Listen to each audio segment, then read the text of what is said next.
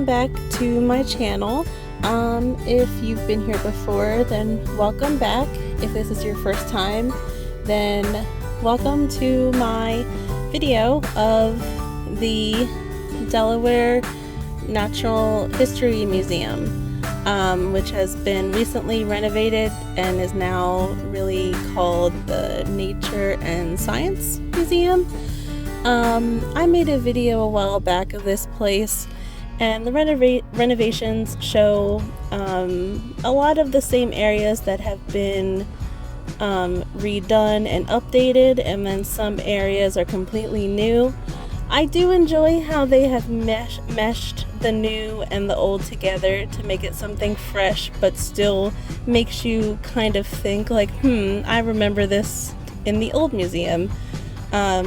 I don't like it when they take everything away and completely redo it, but yeah, so there's a video here of the museum, and then there's also a short second video at the end of this of the Brandywine Zoo, which is the only zoo in Delaware. Delaware's pretty small, so it's a small zoo.